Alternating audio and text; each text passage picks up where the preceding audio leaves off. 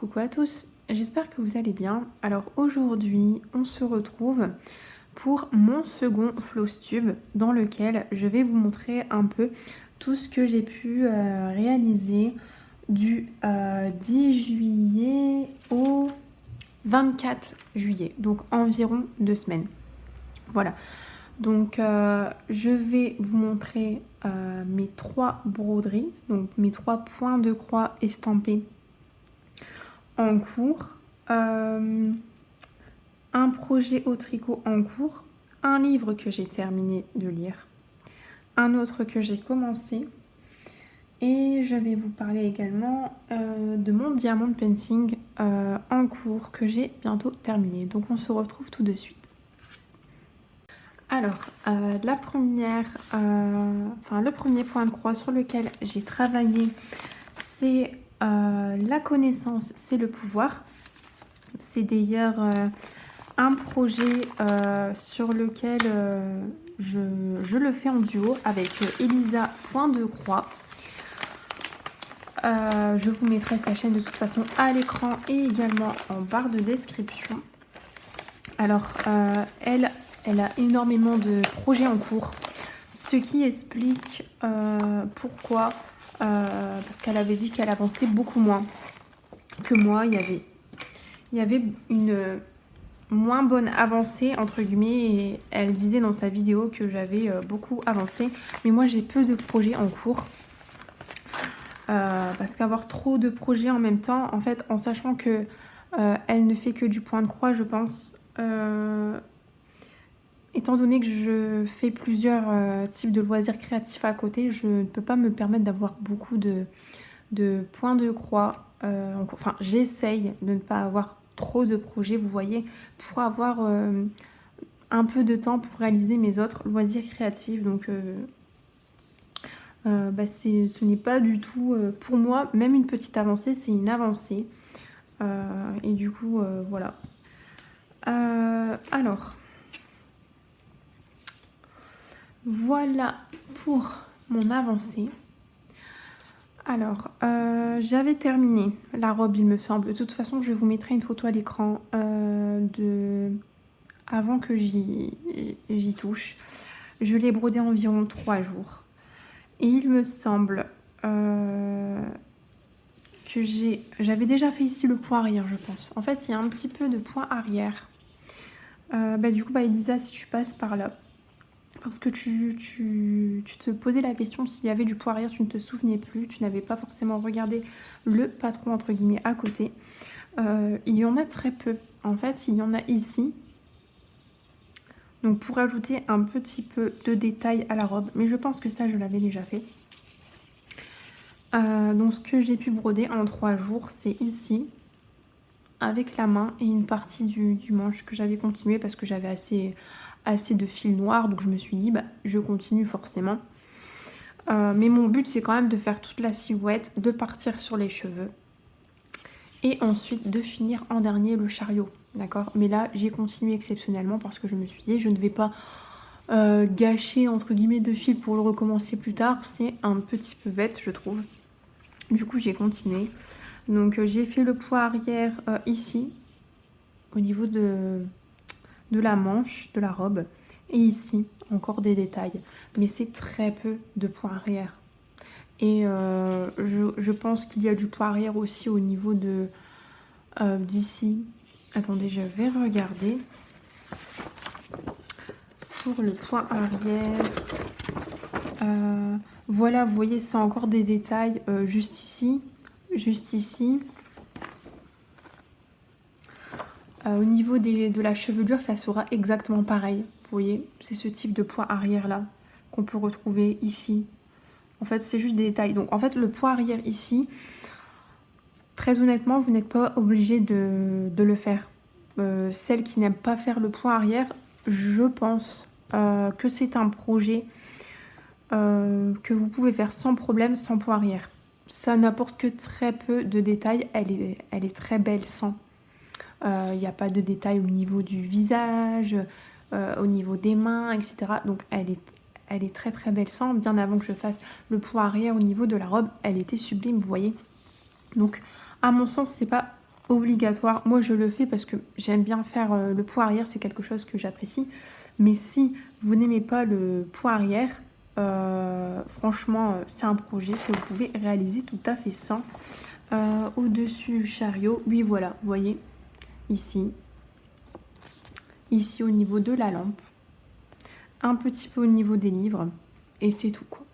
Voilà, donc moi j'ai continué au niveau du visage et au niveau d'ici. Voilà, et un petit peu par-ci par-là, voilà, quelques points. Donc voilà, je pense pas que j'ai beaucoup avancé, mais en tout cas, je l'ai prise 3 jours. Si vous entendez des bruits extérieurs, j'en suis désolée, j'ai une fenêtre qui est ouverte. Et également, je tiens à préciser que si vous entendez des feulements ou des grognements, j'en parlerai un petit peu dans un moment broderie avec vous. Mais c'est tout à fait normal parce que depuis hier, j'ai l'arrivée d'une petite poilue à la maison et elles sont 2. Donc pour la première, c'est un petit peu compliqué forcément. Les débuts, ça fait partie du processus d'acceptation. Donc si vous entendez feuler, etc., vous savez pourquoi. Voilà. Ensuite, donc je vais ranger cette broderie. Voilà. Et Elisa, franchement, t'as pas à t'inquiéter. Je ne veux pas que tu te mettes la pression pour ce projet. Si on le fait en duo, c'est uniquement par plaisir, d'accord. Donc tu as le temps et honnêtement, quand je vois tous tes projets, je trouve que tu avances très bien. Moi, en tout cas, je ne saurais pas faire ce que tu fais.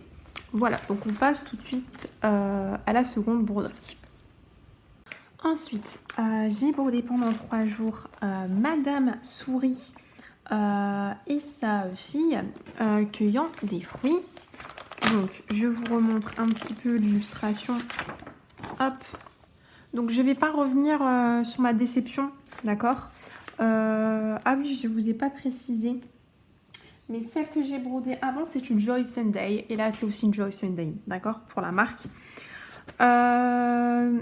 Donc je ne vais pas revenir sur ma déception, d'accord. Je vous en ai déjà parlé durant mon moment broderie, mon dernier moment, numéro 3. Voilà, vous savez, si vous avez regardé ma vidéo, vous savez du coup ce qui m'a dérangé. Je vous mettrai du coup, comment dire, avant que je la prenne ici en photo. Comme ça, vous verrez mieux mes avancées parce qu'en fait, je fais tellement de choses à côté, j'ai tellement de choses dans la tête que j'oublie, vous voyez, ce que j'ai brodé. Alors, voilà. Hop, pour mon avancée. Alors, je pense, à mon avis, donc là, la souris, je l'avais terminée. J'avais déjà fait les points arrière aussi. Donc, c'est ici que j'ai continué de broder. J'ai fait le point arrière. J'ai également continué au niveau des mains. Je sais, ça ne ressemble pas à des mains, mais ce sont des mains, d'accord. Je ne vais pas revenir là-dessus. Donc, j'ai commencé à faire les contours. Voilà. Ici, on a un début de robe. Et j'ai continué un petit peu ici sur le bord, voilà. Donc, elle se brode en 2 brins, celle-ci. Donc, forcément, elle est beaucoup plus longue. L'autre aussi se brode en 2 brins, mais j'ai l'impression que quand même, comme c'est une toile partielle, celle-là est un peu moins partielle. Bon, on a ici, qu'il ne faut pas broder, mais on a une plus grande surface à broder. Et je mets beaucoup plus de temps. Et l'autre aussi, il y a moins de changement de couleur. C'est un petit peu du bloc. On a un peu de confetti, mais c'est vraiment dans les détails de la robe. Et encore, c'est pas des confettis, c'est des points qui se suivent. Voilà. Et sinon, on a vraiment du bloc. Alors qu'ici, on a des points qui se suivent. C'est beaucoup plus long à gérer. On a un petit peu de confetti aussi. Donc, ceci explique cela. J'ai pas grand-chose j'ai pas d'autre chose à dire sur cette toile, hein, parce que voilà, je suis un peu déçue. Mais ça va pas m'empêcher de la broder parce que l'illustration me plaît. Et malgré tout, cette petite souris est très mignonne.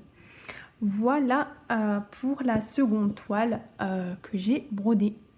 J'ai oublié de vous dire, mais cette toile-ci, je participe à un événement qui est Escapade au jardin. Donc c'est parfaitement dans le thème, n'est-ce pas, de la chaîne YouTube Linda des Croix, etc. Donc pareil, je vous mettrai sa chaîne ici en photo et également en barre de description.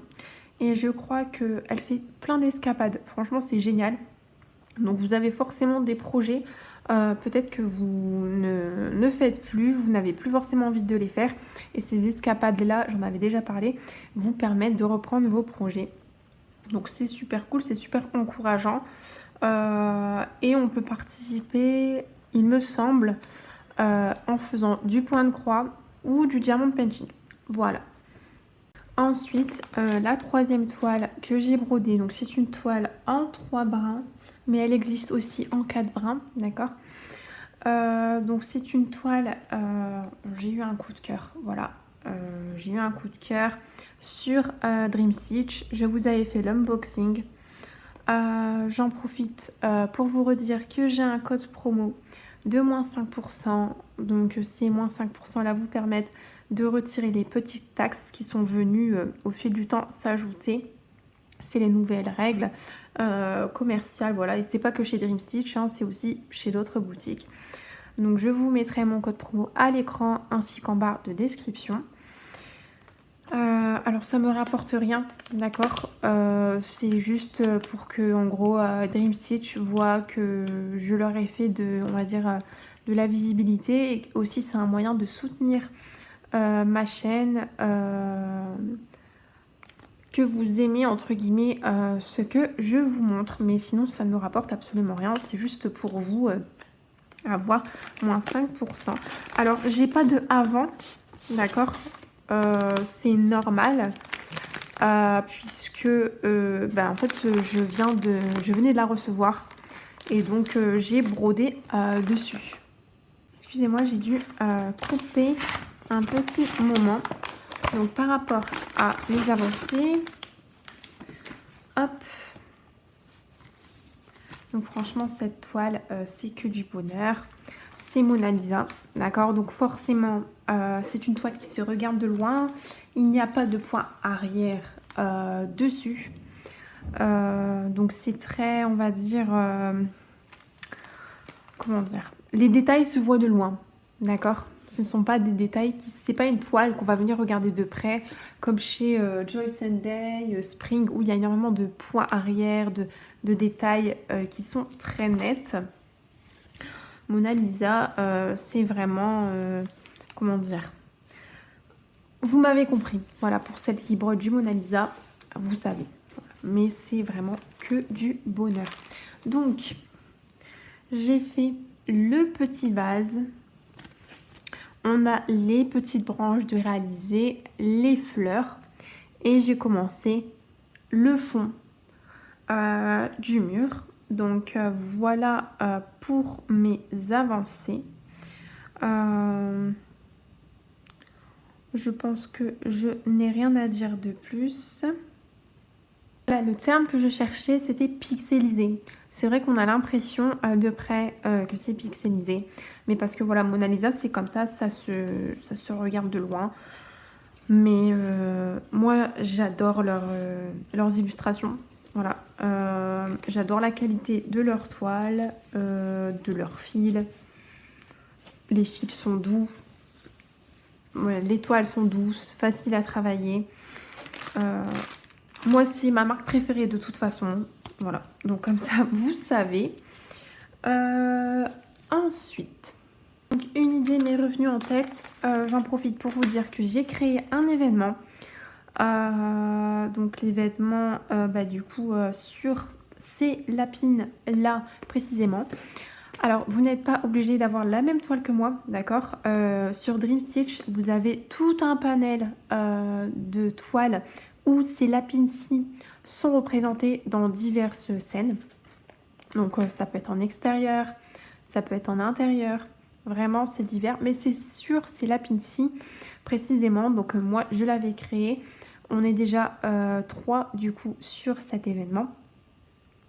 Donc bah, ça c'est super cool. Mais si vous voulez nous rejoindre, franchement, bienvenue à vous. Donc vous pouvez participer à cet événement bah, sur YouTube directement. Vous mettez un commentaire sur cette vidéo.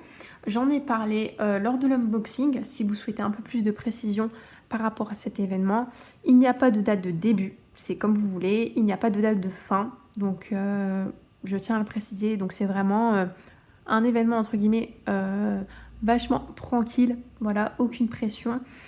Vous pouvez aussi m'envoyer un mail pour me dire que vous participez en m'envoyant des photos de vos avancées. Les avancées seront mises en photo sur YouTube. Et également sur Facebook, il y a un groupe que vous pouvez intégrer par rapport à cet événement-ci. Voilà. Ensuite, j'ai continué du coup mon diamond painting, vous savez, du vase avec cet énorme bouquet de fleurs à l'intérieur avec un fond de bibliothèque un peu baroque. Je vous mettrai en photo la toile parce que ça va être dur pour vous de la voir ici. Là, je suis au maximum au niveau de mon trépied, d'accord. Mais voilà, j'ai diamanté la plus grande surface. Je fais une case par jour. Il me reste du coup 4 cases à broder. Oh là là, à diamanter, pardon. Et du coup, je n'ai pas fait celle d'aujourd'hui parce que je n'ai pas eu le temps. Voilà, je vous expliquerai un peu tout ce qui s'est passé dans un moment de broderie parce que j'ai beaucoup de choses à vous raconter. Mais là, depuis ce matin, je ne fais que courir. Là, je profite de filmer pendant que mes enfants sont à la sieste parce qu'après, ça sera impossible. Et même quand les enfants sont à la sieste, j'ai énormément de choses à faire et à penser. Et en plus, en tant que personne autiste, c'est vraiment dur pour moi d'avoir toutes ces choses en tête. Du coup, voilà, je vous montre un peu pour que vous puissiez voir. Donc la case numéro 16 et la case numéro 20 n'a pas été diamantée. Donc je fais je tire au sort en fait avec une application, voilà, une roue entre guillemets que j'ai installée sur mon téléphone et on s'amuse à toute la tourner dans la famille, voilà. Et ensuite on a la case numéro 13 et 21. Voilà, donc il me reste 4 cases. Donc là, on peut bien distinguer, hop, dans ce sens-là, ça ira mieux, n'est-ce pas? Le vase, la rose, le début de bibliothèque, l'énorme bouquet. C'est un diamant painting de chez Action, je tiens à vous le rappeler. Donc franchement, aucun problème, hein. Voilà, ça se diamante très très bien. Alors, il y a énormément de déchets. Mais comme il y a énormément de diamants, eh bien, il n'y a aucun problème. Action vous fournit toujours beaucoup de diamants, vraiment énormément. Du coup, c'est impossible que vous manquiez de diamants. Enfin, moi, sur toutes les toiles Action que j'avais diamantées, je crois que c'était qu'une seule fois, il y avait un souci par rapport au nombre de diamants. Et encore, je ne sais pas si c'est moi peut-être qui me suis trompée, parce que ça me semble étrange. Et on a des diamants spéciaux, donc c'est les diamants argentés que vous pouvez voir ici à la caméra. Donc on en a un petit peu partout dans le pourtour des roses et également du coup dans le vase. Voilà, mais sinon voilà, ça colle très très bien. On n'a aucun problème avec de toute façon celles qui font du DP de chez Action. Ben, franchement... je trouve quand même que c'est des DP de très bonne qualité, surtout par rapport au prix. Voilà.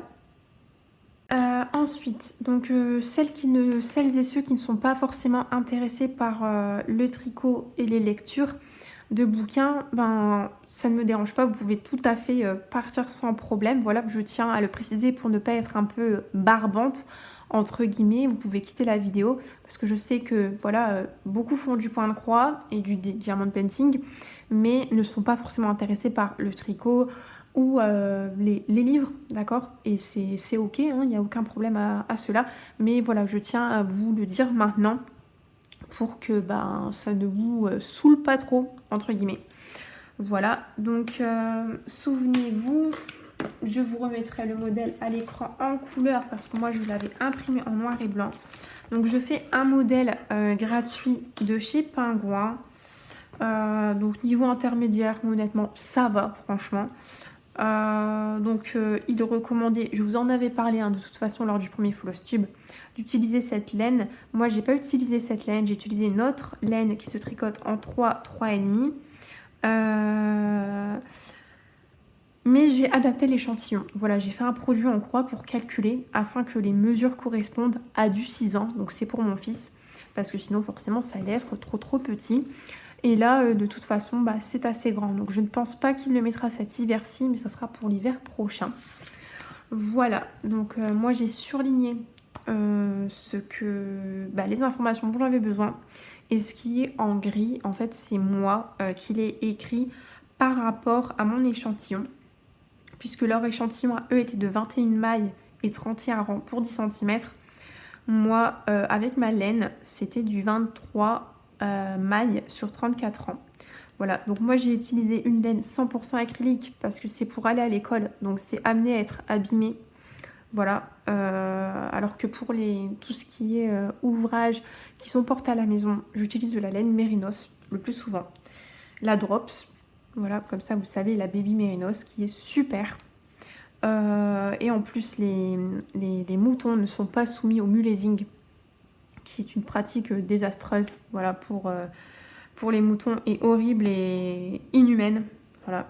Je vais pas expliquer ce que c'est ici le mulesing, parce que c'est pas le sujet, mais si vous avez les reins solides pour aller voir ce que c'est, eh bien, allez-y. Voilà. Mais voilà, c'est une mauvaise pratique que certaines personnes font par rapport à la laine Mérinos. Et en tout cas, la laine de chez Drops, on a une provenance des animaux. Donc du coup, on peut remonter facilement aux élevages et on sait qu'ils ne pratiquent pas le mulesing. Voilà, par rapport au prix, c'est très très bien et je peux vous confirmer que la qualité est super et même après lavage. Mais là n'est pas le sujet puisque j'ai utilisé une laine acrylique. Ok, une laine de mon coin que j'avais eu, un énorme, ça se vendait par un sac de 10 pelotes et moi forcément, comme je tricote beaucoup, j'avais acheté le sac de 10 pelotes, voilà, dans les tons bleu marine. Donc je vais quand même vous montrer, hop, parce que depuis tout à l'heure je parle mais je ne vous montre pas. Donc attendez, je vous le mets bien à plat puisque j'ai bien avancé, puisque quand je vous avais pris, nous étions ici. Donc là, moi, j'ai commencé par le dos. Voilà, donc là, on a les côtes. Ça roulotte, c'est normal, c'est du jersey. Une fois que ça sera cousu, ça ne fera plus cela. Voilà, donc là, on a du coup le dos. Ensuite, j'ai commencé du coup à former mes emmanchures, comme vous pouvez le voir. Voilà. Donc là, je remonte sur la hauteur. Et là, je ne vais pas tarder à former mes épaules. Voilà. Et en même temps, je vais former l'encolure. Donc voilà où j'en suis arrivée. D'ailleurs, si ça vous intéresse, je vais en profiter pour vous donner un petit tips. Je vous mettrai du coup si ça vous intéresse de faire ce modèle, je vous le mettrai aussi le lien en barre de description. C'est pour ici. Au niveau des emmanchures, comme vous pouvez le voir, il n'y a pas d'effet escalier. Celles qui tricotent comprendront. Donc je n'ai pas d'effet escalier. C'est grâce à une dame, son pseudo sur YouTube, je crois que c'est la petite sirène, la petite sirène. Non, la petite sereine, pardon. Voilà, donc il y a un petit jeu de mots. Qui a fait une vidéo pour faire des diminutions pour emmanchures au tricot sans effet escalier. Donc si ça vous intéresse d'avoir de belles emmanchures, même si une fois que c'est cousu, ça ne gêne pas forcément, d'accord. Mais visuellement, voilà, je trouve quand même que c'est beaucoup plus satisfaisant. Je vous mettrai sa chaîne en barre de description et à l'écran parce qu'en tout cas, moi j'ai trouvé ça super intéressant. C'est très très bien expliqué, elle montre très très bien. Franchement, c'est génial. Voilà, et c'est une chaîne qui a, je crois, 1000 abonnés. Enfin, je crois, il me semble. Voilà, donc franchement, moi j'ai trouvé ça très très bien expliqué. Et enfin, pour terminer, du coup, niveau lecture, alors j'ai terminé un livre de John Campbell qui est La Chose. Voilà. Donc là, il faut savoir que je suis partie sur des livres de science-fiction. D'accord. Donc je vais vous lire comment on appelle ça, le résumé derrière. Et je vais vous dire un peu ce que j'ai pensé de ce livre. Alors, pour les résumer, en Antarctique, quelque part, enfouis sous la glace, aux abords d'un artefact, aux allures de vaisseau spatial, des scientifiques découvrent un corps congelé, gisant là sans doute depuis des millions d'années. Un corps résolument inhumain, résolument autre. Le choix est alors fait de ramener la stupéfiante découverte à la station pour étude. Doucement, la gangue de glace autour de la créature commence à fondre, libérant peu à peu cette totale étrangeté à l'aspect terrifiant. Et les questions de traverser l'équipe de chercheurs, qu'est-ce que cette chose, comment est-elle arrivée là, et après tout, est-elle seulement morte? N'ont-ils pas mis au jour la plus épouvantable des abominations, une horreur proprement cosmique? Alors, donc ils disent que c'est un récit haletant paru en 1938, proposé ici dans une nouvelle traduction, La Chose, est un immense classique de la science-fiction mondiale, porté à l'écran à 3 reprises. Ce court roman pose les bases du récit de science-fiction horrifique. Voilà. Donc pour le résumé. Alors moi je vais vous faire mon retour lecture. Pour celles qui m'ont en ami sur Facebook ou qui me suivent sur TikTok ou Instagram, forcément vous avez déjà vu, sans doute peut-être, ou lu mon retour lecture. Maintenant moi je vais le faire aussi ici via YouTube. Parce que il y a des personnes qui sont abonnées à ma chaîne YouTube qui n'ont pas forcément d'autres réseaux que YouTube, d'accord, des réseaux sociaux. Donc du coup, bah, moi, je ne veux pas délaisser ces personnes-là parce que bah, elles sont abonnées à moi et je trouverais ça injuste de publier du coup mes retours lecture uniquement sur certains réseaux et pas d'autres, puisque bah, c'est-à-dire que certaines personnes pourraient y avoir accès et d'autres non. Donc voilà, donc je vais vous lire un petit peu le résumé que j'ai rédigé au sujet de ce livre. Donc voilà, donc vous voyez forcément, hop, je vais vous montrer ma photo, voilà, de la photo que j'avais prise comme retour lecture. Ainsi que le résumé que je vous avais lu. Donc, pour mon résumé, voici ce que j'ai noté. Bienvenue en 1938, au beau milieu d'une station de recherche comprenant un médecin légiste, des chercheurs en tout genre et des biologistes qui vont être amenés à découvrir une créature emprisonnée dans la glace depuis des milliers d'années. Une question s'impose alors, le laisser ici afin qu'il se retrouve de nouveau enfoui par la neige et le froid et ne pas avoir de réponse à leurs questions, ou découvrir ce qui en découle et connaître une nouvelle espèce. Ils vont bien sûr décider d'adopter leur seconde idée en le ramenant à leur base afin d'entreprendre des recherches plus expérimentales. Cependant, une fois dégelés, les problèmes ne font que commencer. En effet, ils vont très vite s'apercevoir qu'ils ont affaire à une intelligence supérieure, capable d'imiter les caractéristiques physiques et biologiques animales et même humaines dans le but de pouvoir vivre et coloniser la Terre. Elle va montrer plus d'une fois qu'elle est capable de prendre l'apparence de qui elle veut grâce à ses prédispositions génétiques de sa nature. Dès lors, l'atmosphère qui était jusque-là intrigante va vite tourner à la paranoïa. Entre évasion nocturne par La Chose, tests sanguins peu fiables commis sur les uns et les autres, des tensions entre chacun des membres du groupe et confinement forcé, chacun soupçonne l'autre d'être devenu à son tour un monstre. Peut-il être possible de vivre dans un monde accompagné d'autres espèces que la nôtre sans se montrer suspicieux ni méfiant vis-à-vis de tout le monde, y compris de ses collègues et amis? Donc ça, c'est la question que je me pose et que je vous pose. Voilà. Concernant mon avis, donc là en fait j'ai fait une petite ouverture parce que bah bon, ça je pense que c'est mes études dans le passé de philosophie qui font cela. Mais du coup, oui, voilà, je pense que l'ouverture, c'est C'est dû à ça. Donc mon avis, j'ai aimé cette lecture un peu rétro, qui a d'ailleurs inspiré 3 films, dont le célèbre La chose d'un autre monde de Christian Nyby, datant de 1951. Si vous êtes une grande ou un grand fan des films de science-fiction horrifiques des années 50 et 60, foncez car vous allez aimer ce livre. Vous allez découvrir une atmosphère oppressante, inquiétante, dans un climat parfaitement anxiogène à souhait. C'est une lecture prenante et pas du tout absurde pour autant, car ce roman aborde des sujets très fantaisistes certes pour l'époque, mais très réels pour notre présent. Quand on le lit, nous n'avons pas du tout l'impression de lire un ouvrage du passé. Ce roman nous livre une description fictive, arrivant à nous persuader que tout ce qui s'y passe est parfaitement réel.